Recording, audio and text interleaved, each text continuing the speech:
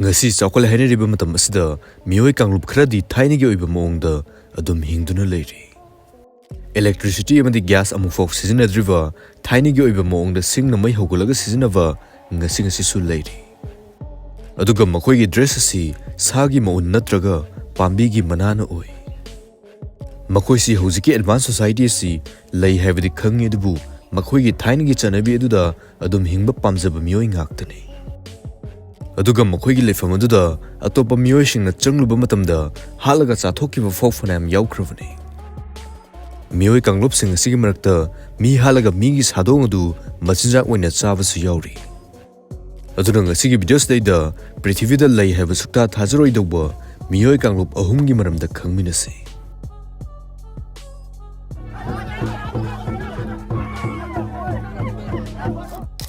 Number 1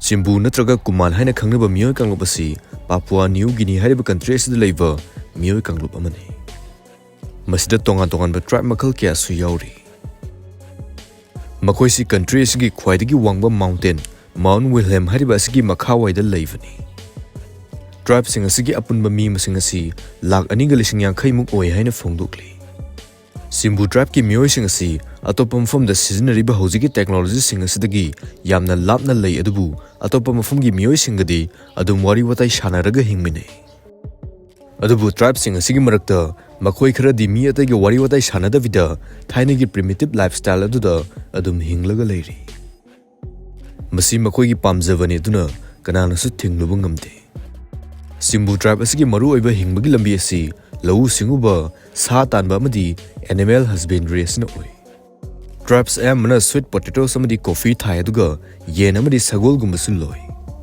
Hello ma'am India gi ultimate sports betting website cricket ki maramda khara haijaramge sign up tawga free da ₹300 fangani cricket sida zili game sanarga hapta kuningi iPhone 16 phangmugi chance laigani join tawga zili game da free spin yankai su fangani Avatar game sanabla 10% cashback amadi up to 50,000 rewards su fangani cricket app sida deposit amadi withdraw su phone pay google pay amadi bank ama hekta da yamna line tawba yai comment hapsar link sida register tawraga ₹300 claim tawbiyo aduga khara primitive oina hingliba kanglup aduna jungle aduda leiriba sanga amadi pambi sing adugi mapal tanglaga hingi Simbu tribes ki mioi sing asi makoi gi rituals amadi traditions sing aduna makoi gi culture asi amukke hena unique ohelle makoi gi khwaidagi maming chatba rituals ama hairgadi chahi manga khudingi pangthokpa bugla ingu haina khangnava asni makoi gi yum sabagi mong asisu ataidagi yamna tongale imung amagi yumsi nupagina chawn sagani duga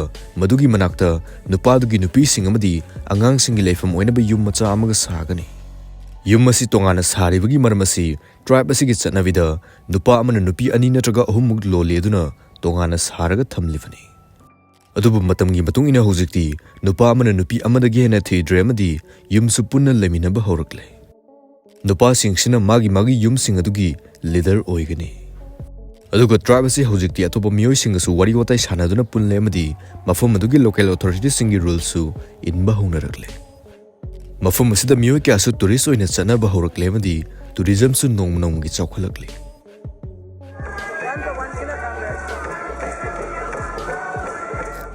Number 2 Asmat tribes Asmat tribe haina khangnaba tribe makhalasi New Guinea gi southwestern amadi South Sudan gi border maya da leiva samudra mapal gi 19,000 square kilometer chawba jungle amada leivani tribe asigi abunba mioi masing asi 70,000 muk oigani haina phongdokli masigi mioi sing asi makhoi gi atai gi manadaba culture asigi maming chatlivani makhoina upambi asi yamna sakti leiba posak amani haina thajai maram asina mioi sing asi wood carving gi hiram asidasu yamna haithoi singthoi ba haibadu oi makhoina makhoigi ancestors singi saktam adu u aduda haklaga semi aduga leikidraba thawai sing aduga wari sananavani haina thajanava spirit board asisu semi makhoina thajabada makhoigi horukfam sisu u pambi sidagini haina thajanai thainagi matam amada mioi amana u si tawraga migi saktam amaga drum amaga semlami haina thajanai aduga nupa aduna sembal loiraga drum adu thinma matamda una semba mi adu thawai yaurukki aduga asumna makhoisi oirakhi haina thajanai maram asina tribe asina mioi bai khoisi upambiga changdamnai Upamigumna miyoiba aikoisu matam sangna kuina hingba ngammi haina thajanai. Aduga miyoiba amasi pokpaga amadi ahal oiraga siba nattaba marakta siba taragadi madu fattaba evil spirit na ohenbani haina thajanai. Asumna sikiba mising adugi thawaidagi evil spirit adu lokthoknaba makoina una mi ama saraga rituals ama pangthokani. Makoina drum adu thelaga dance tawgani aduga asumna tawraga sikraba midugi thawaiduna engna chikna leikhi haina thajanai. Thauramasi loiraga una saba migi sakta madu mi leinadaba jungle gi manung amada puraga singjangna yanthalaga upami manasingna khumjilaga thamgani. Aduga tribe asigi khwaidagi sathiba amana makoisi migi sadong chaba tribe makhal amani. Masi makoigi thainadagi chanaraglaba chanabi amani. Makoina thajabada mi ama sibasi kanagumana halamba natraga mantra jadu tawraga khak sihanbani haina thajanai. Maram asina makoigi tribe gi mi ama hek sibaga laman khumgadabani haibagi chanabi ama thainagi matamdagi adum leirai. Asumna makoigi mi ama hek sibada atopa tribe gi mi ama halaga chathoi. 1961 gi matamda Michael Rockefeller ko bunupa ama mafum sida changkhibadagi thiba phangkhidabagi wari su leiri. Adubu matamgi matungina ngasidi asma tribe si mi halaga chabagi hainabi si thadoknaba horakle amadi atopa miyoi singasu wari watai sanaduna punba horakle. Number 3. Surma tribes. Surma tribes asi Ethiopia gi southwest lom da leiva Omo Valley asida leivani.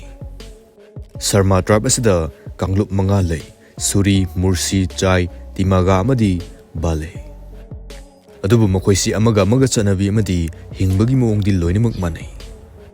Makoisi ayamana cattle breeding amadi agriculture gi mapal tanglugi hingi. Surma tribe asi hojiki anauba technology sing asibu sukpam pamjadaba miyoi sing ngaktani. Maram asina tribe asida Ethiopia amadi South Sudan ge government dagi pressure kya su lakhi. Government asina mafum asida anauba civilization asibu masak taknabu honakidabu tribe sing asina di pamkide. Asumna karigumukanda government amadi tribe anigi marakta khana chenaba kya su thokki amadi tribe asigi miyoi kya su hatpiki. Karigumukanda mafum asida atopa miyoi singna tourist oina lakpade ayaba pikidubu makhoigi chanabi ayamba sarukti yamna section atopa khanganabida thamki.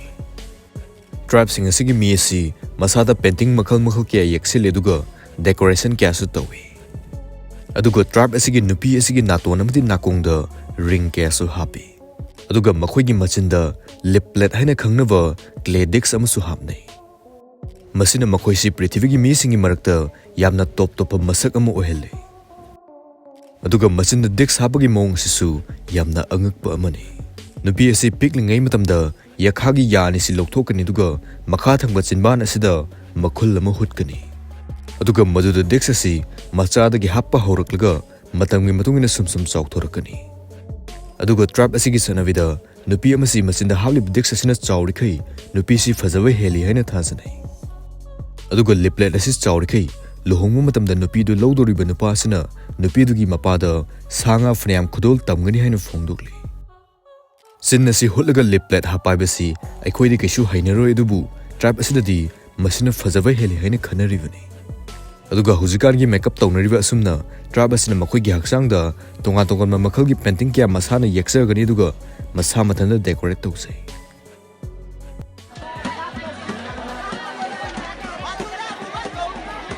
Video asi nungaibiba taragadi like amadi share tawba kaubiramganu.